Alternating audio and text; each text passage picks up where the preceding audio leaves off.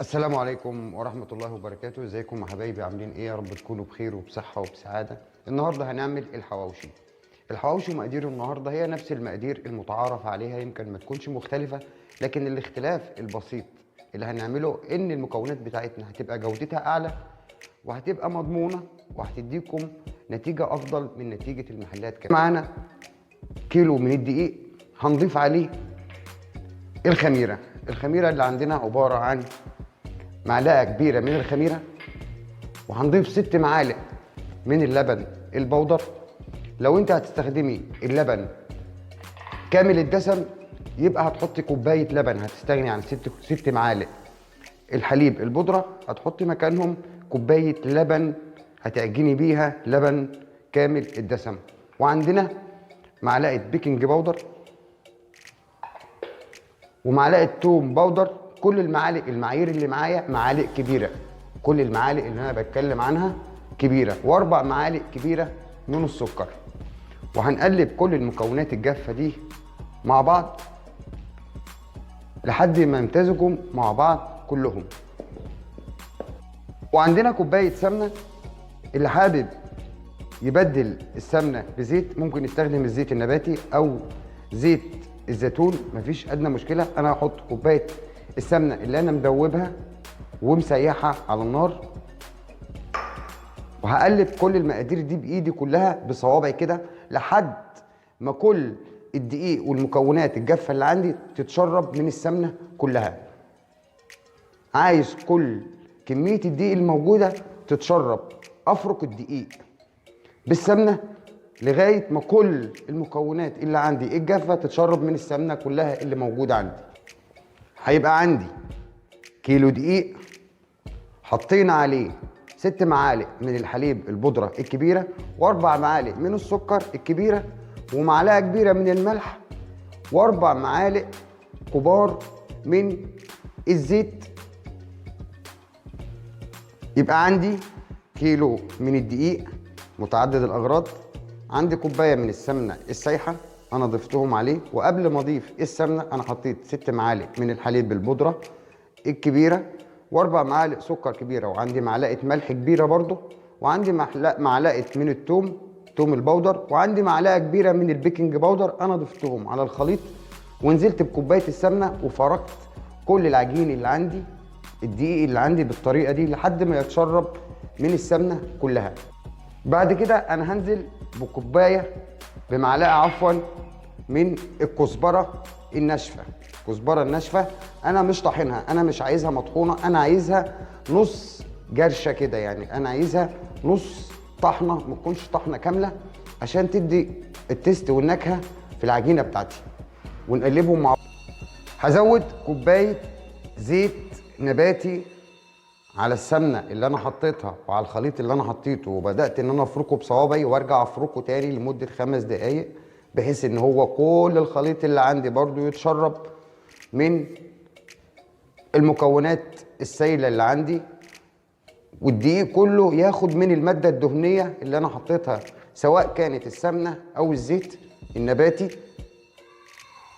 هتديني عجينة بالشكل ده، عجينة مرملة إلى حد ما زي ما انتم شايفين كده، أنا عايزها بالشكل ده.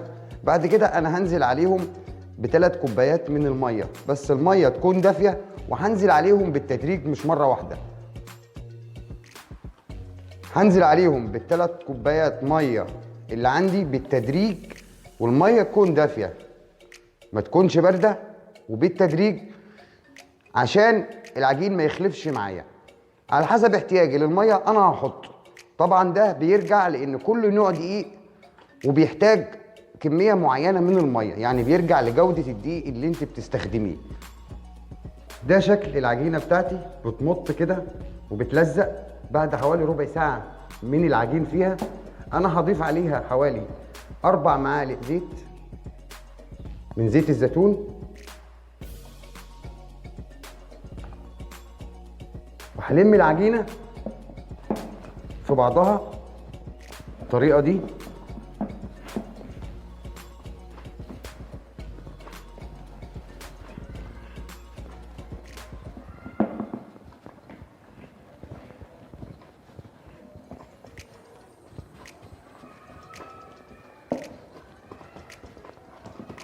وهسيبها حوالي نص ساعه، اغطيها بورق استريتش او باي غطا عندي، واسيبها حوالي نص ساعه لحد ما تخمر.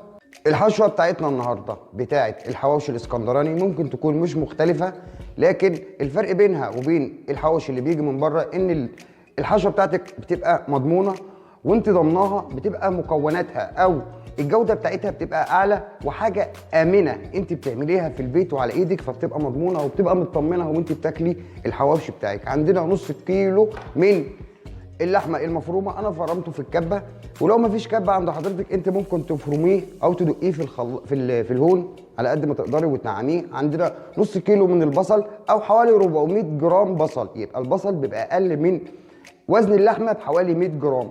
عندنا فلفل اخضر حوالي كوبايه، انا نعمته ونزلته في طاسه على النار، دبلته شويه لان ما بحبش انعم الفلفل قوي. عندنا حوالي كوبايه برده من الفلفل الاصفر والفلفل الاحمر، نفس الشيء انا دبلته ونزلته في طاسه ودبلته شويه، طريته شويه. عندي البهارات بتاعتي عباره عن بابريكا وعندي ملح وعندي شطه وعندي كمون وعندي حوالي معلقه توم باودر. دي كل البهارات وكل المكونات بتاعتنا. بنزل باللحمه بتاعتي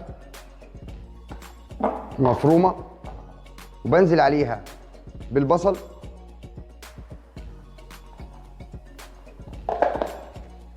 والفلفل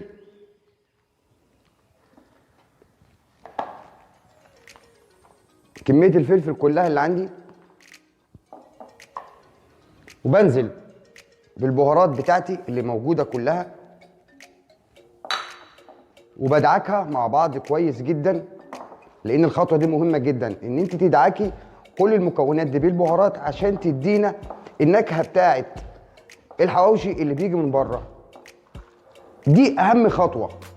الحشوه بتاعت الحواوشي مهمه جدا، الخطوه اللي احنا بنعملها دي ان احنا نعجنها كويس مع بعض عشان تتداخل كل المكونات وتطلع معايا الحشوه زي الحشوه اللي بتيجي من بره بالظبط.